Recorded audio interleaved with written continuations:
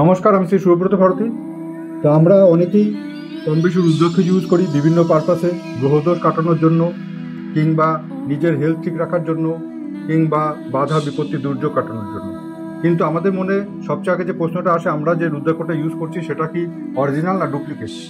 তো অরিজিনাল আর ডুপ্লিকেট সম্বন্ধে আমরা অনেক ইউটিউবে ভিডিও দেখেছি। যারা রুদ্রাক্ষ ইউজ করেন তাদের মধ্যে কেউ কেউ বিভিন্ন মতাদর্শী, যেমন কেউ বলেন রুদ্রাক্ষকে জলের মধ্যে রেখে দিলে সেটা যদি ডুবে যায় তাহলে সেটা অরিজিনাল রুদ্রাক্ষ। কেউ বলেন চালের মধ্যে রেখে দিলে সেটা যদি উপরে উঠে আসে তাহলে সেটা অরিজিনাল রুদ্রাক্ষ। কেউ বলেন দুটো পয়সার মাঝখানে যদি রুদ্রাক্ষকে রাখা যায় তাহলে যদি সেটা ঘুরতে থাকে তাহলেও সেটা অরিজিনাল রুদ্রাক্ষ। কেউ বলেন যে দুটো তামার পাতের মাঝখানে রুদ্রাক্ষ রেখে দিলে সেটা যদি ঘুরতে থাকে তাহলেও সেটা অরিজিনাল রুদ্রাক্ষ। কিন্তু এমনও দেখা গেছে যে একটা রুদ্রাক্ষ সেটা একদম 100% অরিজিনাল, কিন্তু সেটা ভাসছে, জলের মধ্যে ডুবছে না, সেটা ভাসছে। তো পরবর্তীতে সেই নিয়ে যখন প্রশ্ন আমি করি যে রুদ্রাক্ষের দোকানে, তখন ওনারাই বলেন যে কিছু কিছু রুদ্রাক্ষ আছে যেগুলো ইম্যাচিওর। হ্যাঁ, রুদ্রাক্ষ হয়তো অরিজিনাল কিন্তু ইম্যাচিওর, এখনো পরিপক্ক হয়নি, তখন সেই রুদ্রাক্ষ কিন্তু ভাসবে। ঠিক আছে। আবার অনেক সময় দেখা যায় যে আর যে সমস্ত রুদ্রাক্ষ ম্যাচিওর রুদ্রাক্ষ, সেই সমস্ত রুদ্রাক্ষ কিন্তু জলের মধ্যে ডুবে যাবে। এবং অনেক সময় দেখা যায় যে রুদ্রাক্ষকে চালের মধ্যে রাখলে সেই রুদ্রাক্ষ উপরে উঠে আসে। তো অনেক সময় ভদ্রাক্ষকে চালের মধ্যে রাখলেও সেটা উপরে উঠে আসে।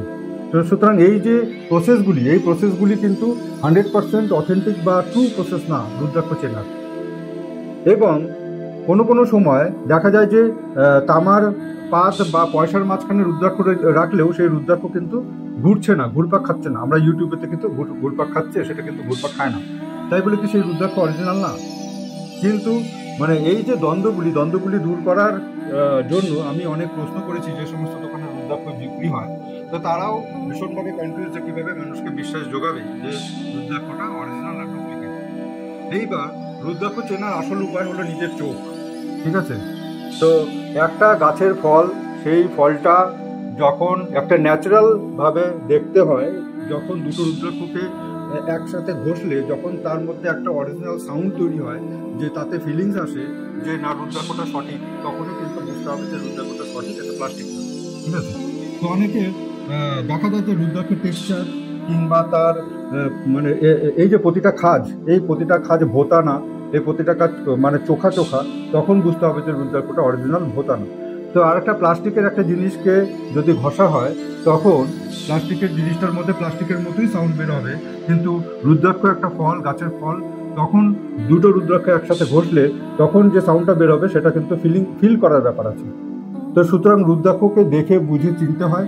পার্টিকুলারলি সমস্ত ওই পরীক্ষার মাধ্যমে রুদ্রাক্ষ কিন্তু চেনা যায় না।